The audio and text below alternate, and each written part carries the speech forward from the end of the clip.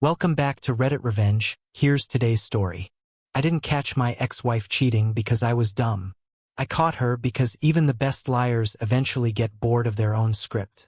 For 15 years, V, short for Voldemort, she who must not be named, smiled through every holiday photo while I did a 2-hour commute each way and she worked from home. 6 years in, I learned she'd been networking horizontally. When charm didn't cover the gaps, she stared you dead in the eye and fabricated a whole new reality. Narcissist? Sociopath? Pick your poison. I walked the day a PI handed me video of her giggling out of a hotel with a California Facebook Romeo she'd flown in on our dime. I moved into my best friend's in-law basement, Sam and Marie, the kind of people who know your coffee order and your breaking point. We separated, then divorced fast. Shared custody of our 13-year-old daughter, Rebecca. 2 apartments a quarter-mile apart. A lake house bleeding me with a second mortgage while we waited for a buyer. I told myself it was over. But V doesn't do over. She does escalation. First, she tried to get Marie fired with a bogus email to her boss. Marie filed for an anti-harassment order. V ignored multiple summons, never showed. The judge granted the order anyway. That should have warned me what came next. 911 calls, wellness checks, and the one stunt designed to poison a custody case before it even starts. And she picked the loudest grenade she could find. A restraining order with my name on it. The kind that stains you even if it's made of smoke. The harassment phase came with sirens.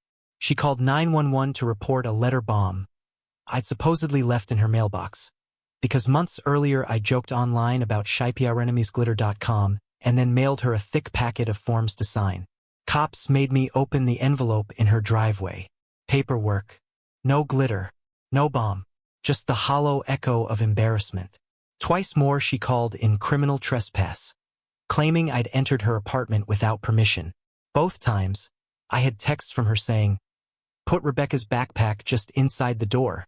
She tried to revoke consent after the fact, as if deleting her message would delete mine. Didn't. The wellness checks cut deeper. 8 p.m. Knock at my door. Blue uniforms asking to see my kid, while she sits at my table doing homework. "You okay, sweetheart?" "Yes." Closed door. Explain again why mommy's stories keep summoning officers like bedtime boogeymen. Every fatherly impulse wants to rage. Every strategic cell says, don't. Sam and Marie stayed steady, weekly dinners, rides, shoulders. When V filed for sole custody, my attorney told me to insist on a guardian ad litem. The GL would represent Rebecca's best interests, not mine, not V's. We'd split the cost. A painful bill while I carried rent and a lake house mortgage. I emailed V, drop the lake house price, get it sold. She ignored me and filed new motions. I couldn't float 2 homes and a courtroom. I moved back in with Sam and Marie to keep money aimed where it mattered. Our daughter and the fight to protect her. That's when glass shattered, literally, and V found her hook. One night, Rebecca texted, "Mom's patio table got smashed." I was in New Hampshire with witnesses. Life 360 showed my phone staying put for hours. Insurance against V's favorite storylines. Rebecca told her mother it wasn't me. The very next day, a deputy served me a 10-day restraining order. V swore I'd vandalized her furniture, and that she still feared the letter bomb guy. Judges sign temporary orders at face value.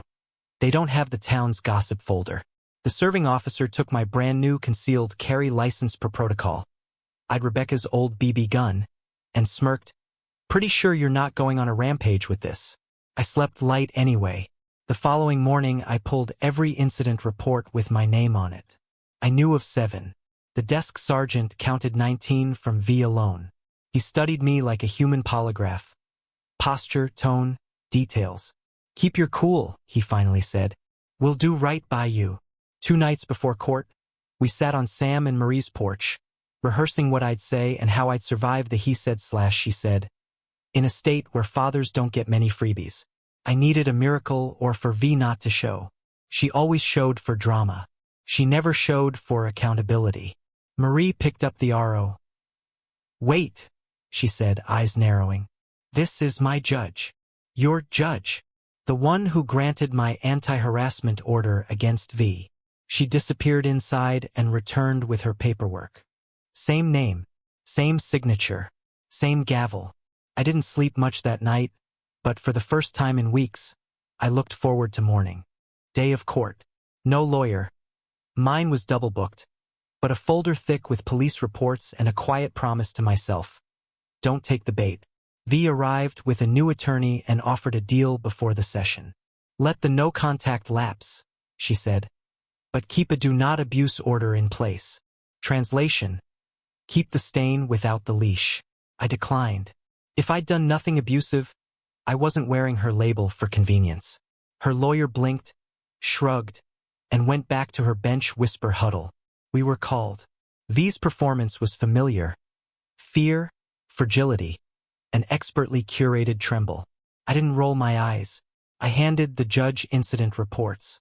V's attorney protested. They hadn't seen all of them. So the judge pushed us to second call to review. When we came back, V relabeled my 2 backpack drop-offs as unlawful entries. I said I had the written permissions, but not on me. We went through the first report, my discovery night, where V had told police I had brain lesions. Then she casually claimed our shared primary care doctor told her I had multiple personality disorder. The judge's eyebrow snapped up. His doctor told you that? Without consent. Yes, Your Honor. I shook my head. I'm close with my doctor. He wouldn't violate HIPAA. The judge's face said what her bench couldn't. But I had a bigger point than the content. V was using the courts as a punishment machine, a paper guillotine to impress the GL. Your Honor, I said, this isn't new behavior. She currently has an anti-harassment order against her. Granted by you. The air actually changed. The judge blinked hard, focused, then turned to V with a tone you don't forget. Do you have an anti-harassment order in place against you? V's voice shrank. Yes, Your Honor. Why didn't you appear for the hearings? V reached for spin and grabbed air. I didn't want to associate with that. The judge cut her off with a palm. Whatever calculus had been leaning toward leaving a do not abuse fig leaf in place began to tip. Judges don't like being treated like props. They're allergic to weaponized process. I emphasized the pattern. 19 calls, bomb theatrics, after-the-fact permission revocations, wellness checks timed like TV episodes, and now a restraining order built on broken glass I couldn't have shattered from another state. My goal wasn't to punish her. It was to put a child's safety back at the center and to stop the court from becoming her megaphone. The judge nodded once, then again, as if deciding on a diagnosis she'd suspected from the first symptom. I think, she said carefully, there is friction on both sides, but one thing is very clear. She wants you out of her apartment. Never again, Your Honor, I said. Truthfully, I'd already instituted the halfway handoff rule for backpacks. The judge lifted the RO clean as a scalpel. Restraining order terminated. Gavel. In legal terms, that meant the order had never existed. Outside, sunlight felt heavier, realer. Inside, a chess clock somewhere clicked over to my side. Terminated means erased, but custody courts read between lines they can't see. The next day, my concealed carry license came back like an apology in plastic. More importantly, the GL no longer had to read my life through a restraining order smear. V's response to losing the RO wasn't introspection. It was volume. She doubled down on minor theatrics and verbal pressure on Rebecca. Guilt trips disguised as mother-daughter talks, digs at dad's friends controlling him. A steady drumbeat meant to corrode rather than convince. The GL interviewed us separately. Me in Sam and Marie's kitchen. Rebecca at school. V somewhere in a haze of curated victimhood. I handed over timelines, screenshots, Life 360 logs, and the officer's count. 19 reports like flares from the same lighthouse, warning of rocks, not guiding anybody home. I explained the lake house math and why I'd moved back in with friends to keep representation paid. You're choosing the boring thing, the GL said. And that's often the right thing for a kid. Meanwhile, Marie's order sat in the background like a silent witness. Judges remember their own cases. After the RO hearing, the courthouse rumor mill. A polite one, the kind that speaks only in raised brows. Understood V's pattern. Show up for drama, No show for accountability. With the RO gone, the bigger battle could be decided on what actually mattered. Who steadies a child, who stirs the pot, and which home teaches peace instead of performance. V wanted sole custody. The record wanted something else entirely. Custody court days feel like airports in a snowstorm. Delays, announcements, strangers crying into vending machine coffee. V's attorney pitched a familiar story. A mother terrorized, a father controlling, a child caught in the middle. My attorney stuck to verbs that don't trend on social media. Documented, verified, corroborated. The gal's report was crisp. It noted Rebecca's stability in my care, the frequency and nature of the 911 calls, the retracted consents, the social media glitter joke turned bomb drama, the coincidence of a bomb threat at town hall days before V feared her mailbox. It highlighted Marie's anti-harassment order and V's refusal to appear, without editorial, just the facts that speak. The judge asked me basic questions that feel like an X-ray. Who handles school mornings? Who communicates with teachers? Who attends medical appointments? How have handoffs changed since the RO? My answers were boring. Boring can be beautiful. V tried to ignite sparks. HIPAA gossip, brain lesions, vague whispers of anger. Each claim fell apart under the weight of cross-examination and the judge's patience. At one point, when V complained that I'd weaponized Life 360, the judge said, "It's intended for safety." For the first time, I saw V falter at a word that didn't bend. We waited in the hallway while the court prepared the order. Sam squeezed my shoulder. Marie handed me a granola bar I was too wired to eat. When the bailiff called us back, I braced for percentages and conditions and commas that decide futures. What we got was clarity. Sole legal and physical custody to me. Parenting time for V, supervised until she demonstrated emotional stability and evidence of healthier communication with Rebecca. A framework for increasing time only if the GAL recommended it after follow-ups. No relocating Rebecca without court approval. The lake house. Permission to reduce price and sell. Financial nonsense. Disentangled. The order read like someone had taken the noise and engineered a quiet structure over it. V didn't scream. She sagged. An implosion, not an explosion. Outside, she hissed that I'd stolen her life. I looked at our daughter in the back seat and thought, no, I kept you from stealing hers. The years that followed weren't cinematic. They were incremental. V cycled through attorneys like hairstyles. Some days she leaned into parenting sessions and did the work. Other days she raged against the staircase of supervision. I didn't root for her to fail. I rooted for guardrails.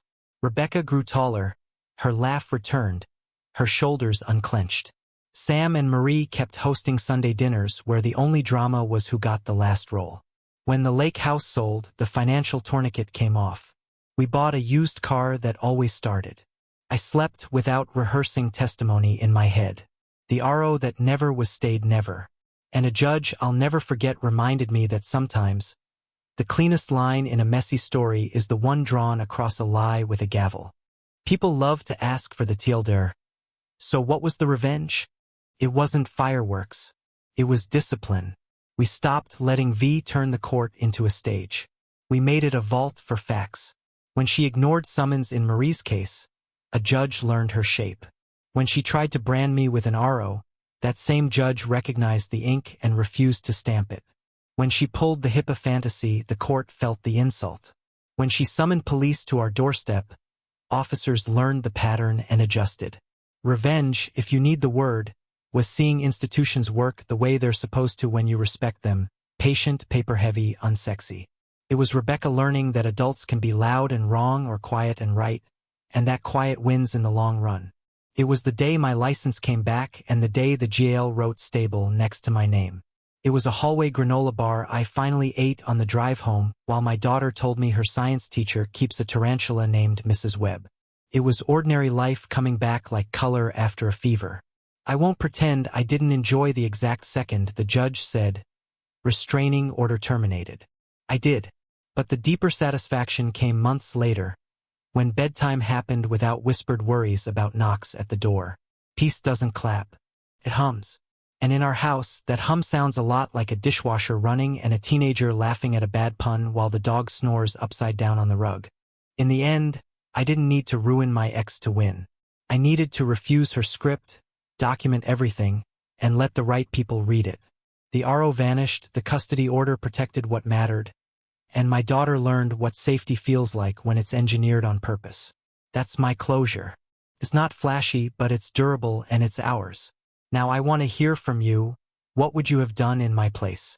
Would you have taken the deal to keep a "do not abuse" label or fought it like I did? Drop your thoughts in the comments. I'll be reading.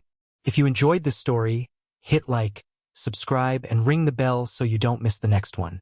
And share this video with someone who loves a good revenge story. Thanks for watching. Stay sharp.